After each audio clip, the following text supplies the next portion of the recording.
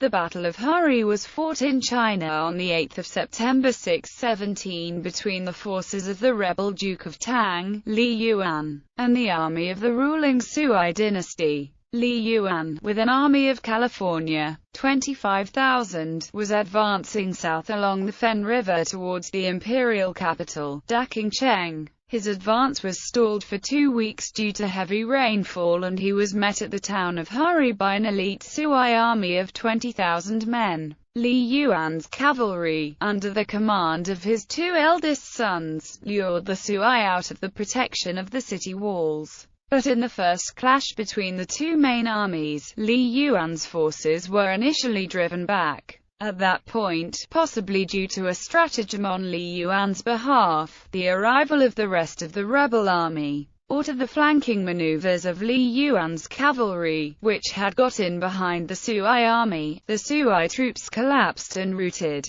fleeing back towards Huoyi. Yuan's cavalry, however, cut off their retreat. The battle was followed by the capture of weakly defended Huoyi, and the advance on Daqingcheng, which fell to the rebels in November. In the next year, Yuan deposed the Sui and proclaimed himself emperor, beginning the Tang dynasty. Background: during the later reign of the second emperor of the Sui dynasty, Zhang, the dynasty's authority began to wane. The main reason was the immense material and human cost of the protracted and fruitless attempts to conquer the Korean kingdom of Goguryeo, coupled with natural disasters, the conscription of more and more men for the war, and the hoarding of scarce grain reserves for the army's needs increased provincial discontent. As a result, from 611 on, rural revolts broke out across the empire, and with the emperor's prestige and legitimacy diminished by military failure, ambitious provincial magnates were encouraged to challenge his rule. Yang nevertheless continued to be fixated on the Korean campaigns,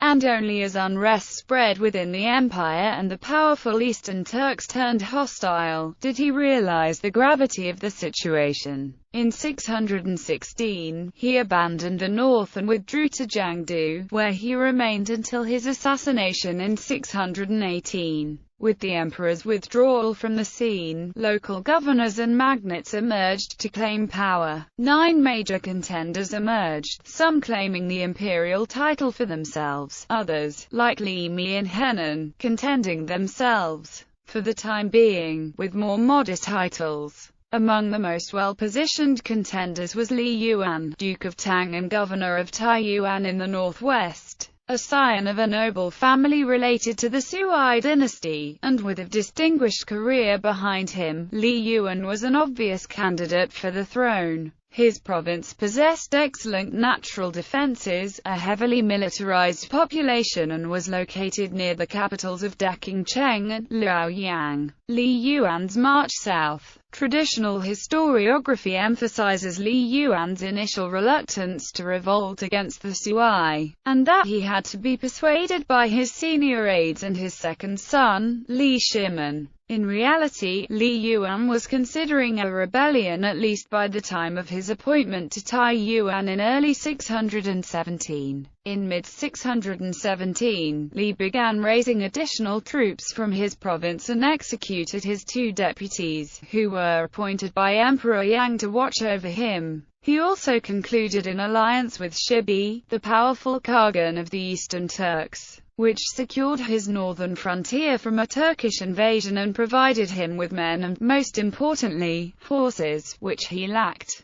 Initially, however, Yuan portrayed himself as Sui loyalist, and proclaimed his intention of placing Yang's grandson, Zhang Yu, on the throne. Yuan's campaign is recorded in detail by his chief secretary, Wen Dia. In mid-July, a first expedition, under Yuan's eldest sons Li Jiancheng and Li Shimen, was launched against the loyalist Xihe commandery further south along the Fen River. Yuan's sons succeeded in capturing the province within a few days and returned to Taiyuan. Finally, after his preparations were complete, on the 10th of August, Li Yuan began his march south, along the fen towards Daqingcheng. His righteous army comprised 30,000 men, raised from the local Soaring Hawk militia, but with some 10,000 additional volunteers and including a 500-strong Turkish contingent, provided by the Khagan along with 2,000 horses. His 15-year-old son Li Yuanji was left behind to guard Taiyuan, while Li Jiancheng and Li Shimin accompanied their father as his lieutenants. A small force under Chang Lun was detached to advance parallel to the main army and capture the loyalist commanderies further west,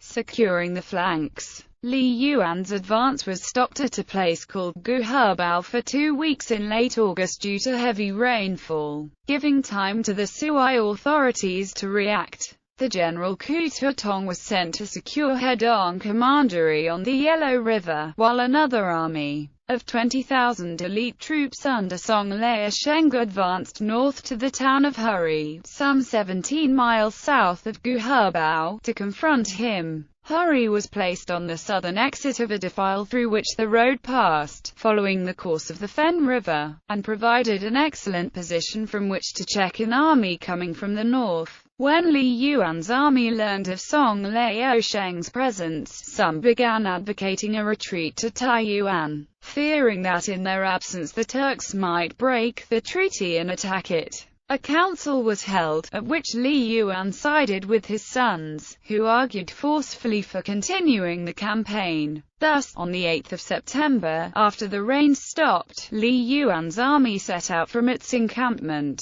Li Yuan's army that arrived at Huo-i numbered less than its original 30,000 men, perhaps as few as 25,000, due to the detachments left behind. It was predominantly composed of infantry, was divided into 6 divisions under a general, but it is unclear how they were subordinated to Li Yuan and his sons. Li Jiancheng and Li Shimin were named in the traditional fashion as commanders of the left and right respectively, but in the accounts of the battle, the army appears formed in van, middle and rear divisions. The cavalry, a few hundred strong, was apparently kept as a strategic reserve. Very little is also known about the Sui army, except that Songlei Sheng's troops were considered to be elite warriors. Some sources raise their number to 30,000 from the more typical 20,000. This could be an error, or possibly indicate additional forces recruited at Huo-i.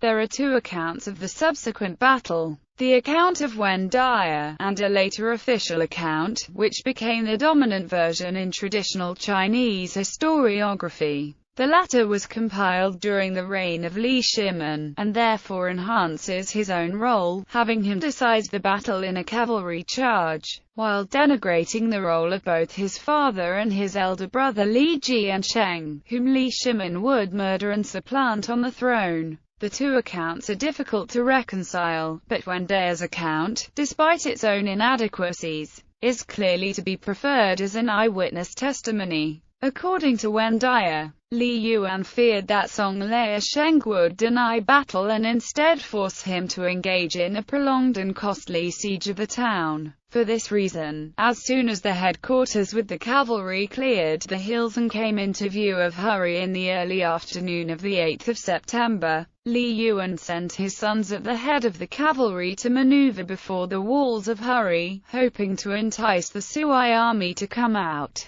In this he hoped to exploit Songlei Sheng's reputation for rashness. The slower-moving infantry, which formed bulk of Li Yuan's army, was still in the process of traversing the hills, and Li Yuan sent officers to hurry them up. Songlei Sheng, who may have seen this as an opportunity of destroying his enemy piecemeal, deployed his army outside the town wall, but proved reluctant to advance further, and had to be goaded further away from the town through a feigned retreat by the cavalry. At this time, Li Yuan's infantry began arriving, with the Vang division deploying in a square to fend off a Sui attack while the other 2 divisions were coming up behind it. Wade-Giles' account now becomes sketchier, indicating that the infantry charged the Sui army at which point Li Yuan's sons led the cavalry around the Sui flank towards the town, where the small garrison left behind by Song Liasheng was forced to drop the portcullis gates.